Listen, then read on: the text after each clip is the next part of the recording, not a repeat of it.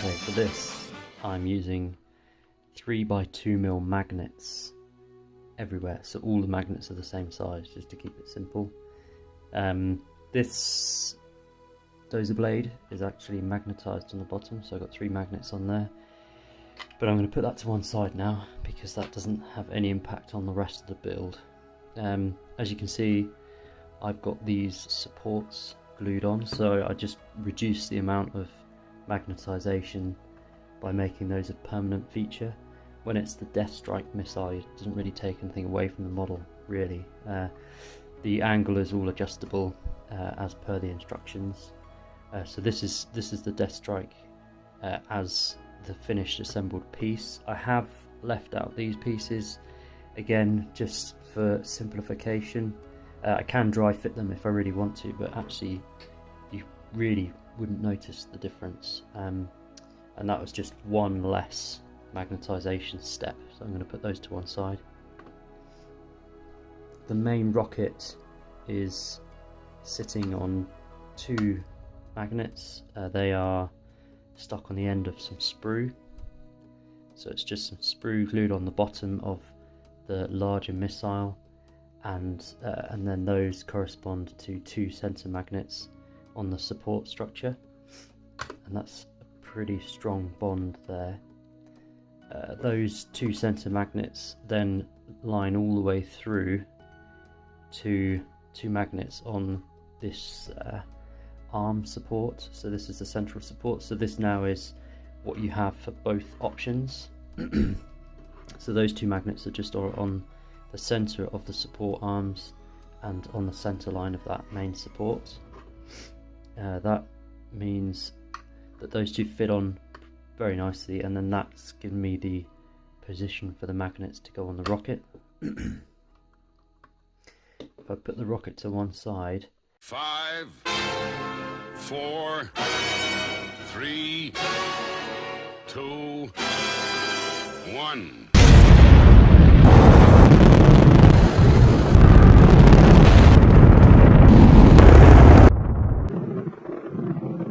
To make it into the missile launcher, you have the holes to match up, so that's just a dry fit, and I've glued a magnet. There's a magnet in there, and then that will correspond to that magnet in here, and then it's the same thing here as well. It's the opposite, so this one has a magnet at the back, this one has one at the front, and that's just to try and keep the magnets as far away as possible. So the way that they sit on for the Deathstrike, they're in a different location on each of these pieces, which by eye they pretty much look the same. The magnet's in a different place, so this one has got a section at the back, and this one has its magnet at the front, and those just meet like so. And then I have this control part of the Manticore, which I can stick there. So now already it's turning into the Manticore quite quickly.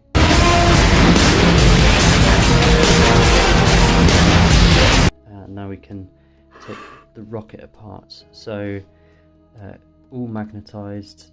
I'd glued the rocket together before I'd thought about it, but if in the assembly it'd be much easier to do it when it's 2 separate halves. I actually put in some foam board, so there's some black foam board in there, and every missile has got a corresponding magnet.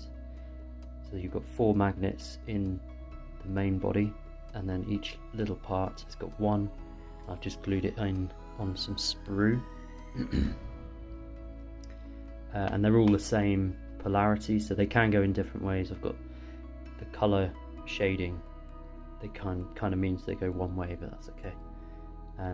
But they can go in any order that they need to, so I'll just take them off and match up with the corresponding Manticore back. So there is a magnet on each piece that corresponds to the magnet position on the coloured piece. And I've glued a bit of sprue in there just to kind of give give the magnet some more purchase on the back. So once the plastic glue had set with those inside the body, I could use a pin vise and just coming from here, and that just stops the magnet from falling out.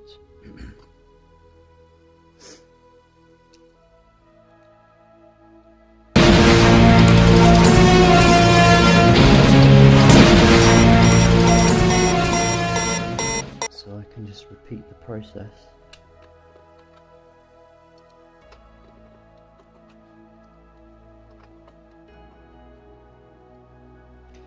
Like so, and then on the main missile body, there's one magnet just on the center of the open section, so you have these two tabs which will fit into the missiles, but by putting a magnet there, it's kind of hidden when you have either option assembled, which I also wanted to have, so they're not glaring magnets, but also the tabs still serve a purpose to help locate it. Put that back in, and I can just add each. And again, all the polarity is in the same direction, so the missiles can go in whatever order I want them to go in, like so. And they're pretty strong. It can be a bit fiddly coming off, so if I was to try and pull that magnet off, that one's worked, but sometimes you have to hold the support arm in place, but that's worth it really. It's actually it's pretty fiddly to get going, but it's well worth it when you've got it going.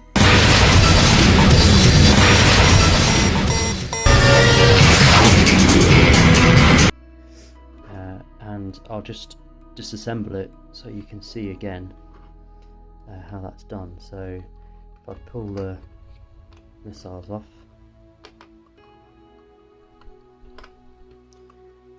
get rid of that.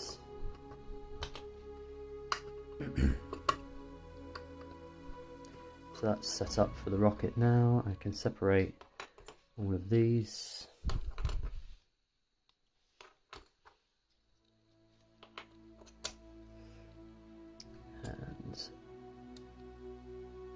Let's try and get the shading right. They go in there.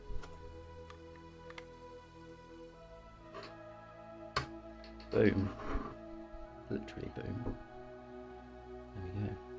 And that's strong as well. There we go. That is how you can magnetize your Deathstrike Manticore.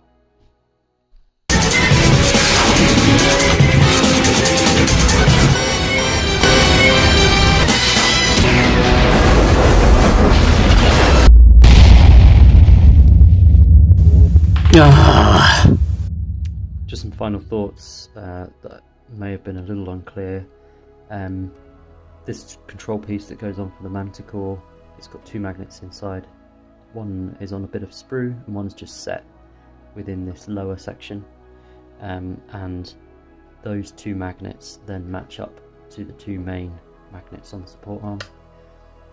So those positions are the same on these two parts,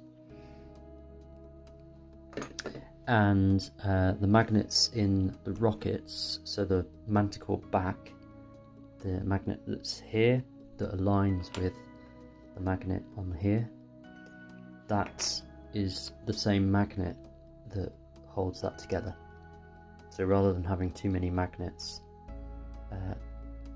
you're actually getting this magnet to hold this part together, and it's also the magnet that secures itself to the main support arm.